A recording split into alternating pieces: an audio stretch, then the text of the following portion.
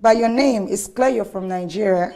What's your advice for an average youth who is trying to live a purposeful life in the present economic and political downturn of Nigeria?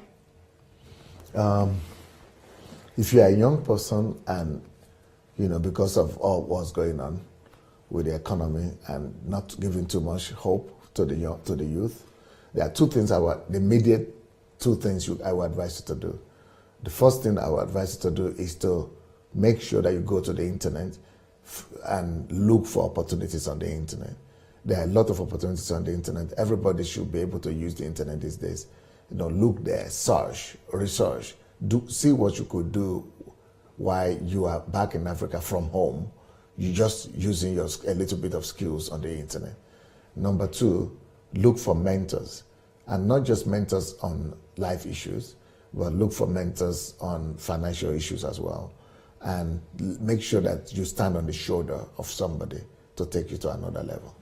Wow. What would you say about the current situation of stuff in Nigeria? Would you say the President Buhari administration is doing well so far, or would you say that? No, obviously they are not doing enough so far, but it's just because they don't have the time yet. What I would think is that we need to give them more time. I mean, a government is there for less than a year, and we're all crying foul.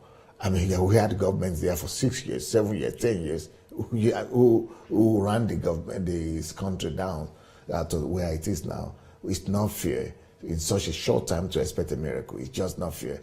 We don't have patience in Nigeria. Sometimes we need patience. I would think let's wait for the first 4 years it's eligible to 4 years time. At least let the first one finish first before we could assess them and say, okay, have they done enough or they have not done enough.